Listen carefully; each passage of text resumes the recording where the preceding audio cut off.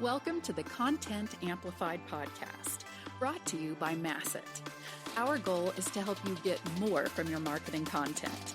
Each episode is a 10 to 15 minute interview with industry experts that share amazing insights to help you squeeze as much juice from your content as you possibly can. Here's today's interview. Welcome back to another episode of Content Amplified. Today I'm joined by Jessica. Jessica, welcome to the show. Awesome. Thanks so much for having me. Yeah, Jessica, excited to have you here. Excited about the subject. There's a lot to learn today. Before we dive into it though, Jessica, we ask every single guest, what do you love about content and marketing? And then on top of that, let us get to know your career real quick. Yeah, absolutely. So I feel like my favorite part about content in general and content marketing in general is the fact that it's a really great way to differentiate and kind of tell your story and get people bought into like what your brand's actually about. And the second part of your question, Ben, is, okay, kind of my background. I, like probably a lot of marketers, didn't actually go to school for marketing per se. I went to school for journalism, but more online media. Loved telling stories, loved writing. However, I very quickly realized after like after some internships and like one job in a newsroom, like maybe journalism isn't necessarily what I'm be doing. And I kind of had fallen into social media marketing. Even when I was still a little bit in college, kind of fell into more of that, realized I had a little bit of some raw talent for it. And that's how I kind of got my foray into marketing and then really, really embraced learning all the fundamentals about content marketing as well as copywriting. And that's my background, where I'm at today, where I run my own business. So it's years. Very cool. Well, Jessica, you have this really cool framework that we're going to talk about today. And it's called this Content Moat Framework and how it drives lasting results for brands. What is this framework? Like, what is it all about, and what should we learn about it? Yeah, absolutely. So thank you so much. I feel like there's like a lot of different ways you can do content marketing. And I think one of the things that I've kind of seen over the years working with dozens and dozens of brands now is a lot of people try to go off of the volume play in content marketing, which can certainly work, but oftentimes leads to a lot of decay and a lot of posts that never reach their full potential and just kind of, they publish it and then nothing ever happens again and it collects dust on a website. And after many years of working with a lot of brands, I kind of honed into my own framework. You don't necessarily need to publish insane volumes every month, and instead, let's focus in on what I consider the most underrated aspect of content marketing, which is content positioning, both from a strategy perspective as well as from each individual asset that you are creating, whether that's copy or content. So it's all about kind of creating more evergreen marketing assets so everything can compound over time, similar to how you have when it comes to compound interest. It's, let's compound and actually build content marketing that's going to grow with your brand.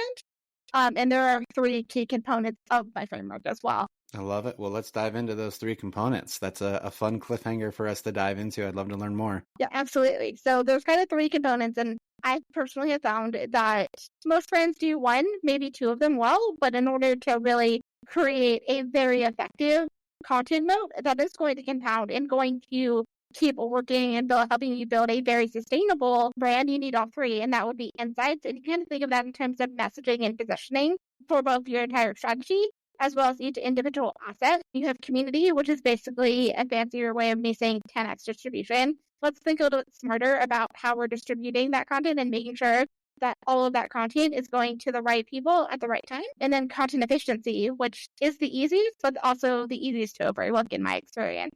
And that's all the different ways that content that you create once can work harder for you. So it obviously looks like some of it is updating those evergreen assets when, your brand changes or, SEO rankings change, if SEO sort of thing. Newsletters, guest posts, taking some of those key themes and key angles, splitting that off into different social platforms. All the different ways that you can kind of take one asset and make it work a lot harder for you.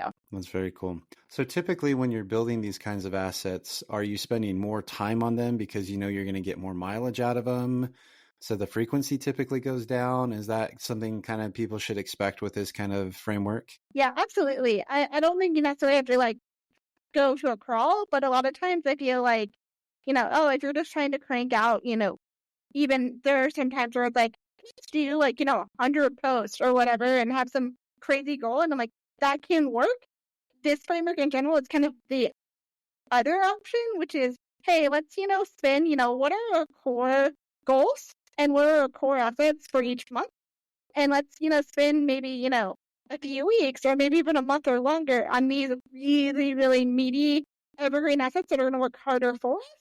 And also, and based on my experience, the 80-20 of that is you spend more of that time there and you also think through the strategy, the distribution, the positioning of that individual asset, and then all the different ways that you can head that out into additional assets besides it. And you often tend to get, at least from my experience, a better result than if you're, having, dozens of thin pieces of content. Love it. So you talked about at the very beginning, looking for underserved and other good opportunities for content. How do we find those opportunities, and how do we find really these things that we should build these massive, really good pieces of content and repurpose them? Yeah, I'm going to give the classic answer, marketer answer of it depends. But I would always say, it always starts from my own thing. I'm like, customer research and audience research. There's a lot of different ways to go about that, but you can pretty much never go wrong if you are constantly talking to customers and you deeply understand kind of the emotions, their goals, the pain points, buying triggers. You'll never run out of good content ideas by doing that, at least from my own experience. I like it. So how does SEO play a role in the research phase as well? So obviously talking to consumers, you talked about, hey, you don't need to have 100 posts in a month or something like that. Where does the research come into this? Do you typically talk to the customers first and then figure out SEO, vice versa? I know it's always kind of that the cart before the horse concept. I'm curious what your personal beliefs are there. Yeah, I love it. I used to be the same as a lot of other people where it's like, oh, I'm just going to use all these amazing keyword research tools. And I still use quite a few of them. But I'm like, oh, wait, if everyone's using the same tools, then everyone's going to come up with the exact same content. You're not going to be differentiated, and it's just going to be the brand with the biggest budget that might actually win. So I've kind of changed my course, especially in the last 3 to 4 years. So I'm like, I still use Ahrefs pretty much almost daily. However, I use it, and when it comes to building a strategy, I have found a lot more by starting with audience and customer research and starting with all of those ideas and then layering in SEO if SEO is a key component. And there are many, many, many reasons to create content besides SEO. But if SEO is a key distribution channel, because that's what it is, for a lot of brands, I will layer in the keyword research once I have those list of topics and I start to look through, okay, I know the keyword, I know the topic, I know what customers care about in this. Let me go see if I can find a keyword that's going to make sense. And 9 out of 10 times there is one. But I tend to layer that on at the second point of the strategy and not necessarily starting from the get-go, because that just helps with differentiation, in my opinion.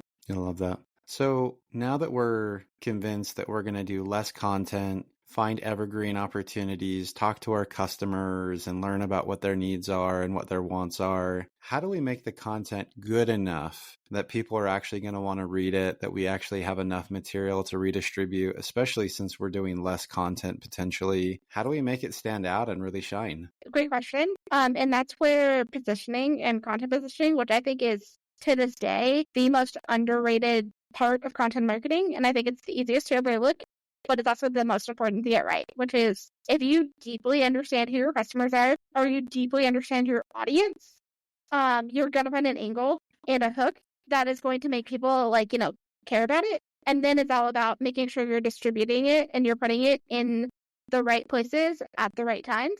There's a lot of different ways you can go about that. That's probably longer than a 15-minute podcast, but I have some resources on that if that would be helpful for any of your listeners. Love it. So I'm a big fan of analytics and data and tracking. I spent a long time doing demand generation and was kind of forced to learn all the BI tools and how to measure, track CRM systems, etc. How do you really measure the success of the strategy, especially if you've convinced your team, let's go away from the quantity play to a quality play to this content moat strategy? What are some of the key metrics to really show that this is working, especially when you talked about compounding value, compounding interest? How do you kind of show that momentum and progress and that it's actually working over time? I feel like the easy way to measure something like this is output. Number of new posts, written, number published. And there's a place for it. However, that can often, what you measure can lead to the outcomes in different ways. So if you're focused solely on quantity, in my experience, the quality might suffer. And also the number of leads generated from that content or assisted from that content could also go down because you're more focused on just pumping out more content than you are on actually creating content that's actually going to move deals forward, generate more qualified opportunities, qualified leads. So I'm always looking at what are the North Star metrics, and for most of my clients, that's going to be new qualified leads or assisted conversions for those leads, both of which I'm tracking within GA4. However, I'm also looking at sub-metrics like traffic, times, engagement, on page, bounce rate, keyword rankings, you name it. I'm looking at it as well. Followers on social, all those other metrics that maybe aren't necessarily the number one thing, but all to add up to help you with that North Star metric of leads. I love that. So we're running out of time. These podcasts go by super quick. So one final question. A lot of this sounds like top of the funnel content, the awareness stage, things of that nature. How does it apply to the middle of the funnel or even bottom of the funnel content? And maybe even beyond that, consumer content for our current clients and things like that. How does it kind of apply to all stages of the buyer's journey? It's funny you mentioned that because I honestly focus probably the least on top of funnel. And in general, it's probably something that I'm definitely opening my eyes up to more opportunities there. But I tend to almost always start the strategy with bottom of funnel opportunities where it's like, okay, what are the things that have not been created that are foundational assets that are going to be the things that are the closest to what someone's going to convert to leads? I do that for a lot of reasons. One, it's, going to get those quick wins and get that buy-in and establish trust early on. And also, I just kind of find that there's a lot of bottom of funnel opportunities that are often overlooked. And then I kind of go up the funnel from there where it's like, okay, once I've nailed bottom of funnel, sometimes I'll go into customer education around kind of customer onboarding. If there's, a way to kind of create some content that's going to keep customers around longer and be stickier, I'll often do a lot of that content around the same time as bottom of funnel. And then I'll start to go, once those activities are exhausted, I'll go into middle of funnel and top of funnel. That's amazing. Well, Jessica, I have learned a ton. I love the framework. I think it makes a lot of sense. I like how you're looking at it. And honestly, with AI, I think the brands that use this kind of framework will really stand out. The higher quality, better material, because AI is really good at churning out a lot of okay content really rapidly.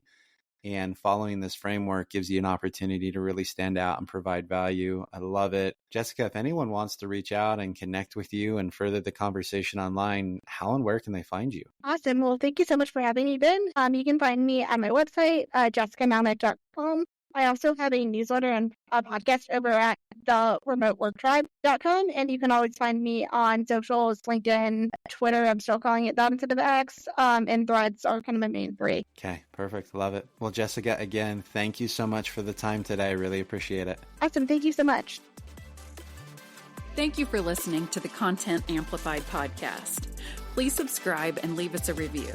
And for additional ways to get more out of your content, visit our website at getmasset.com.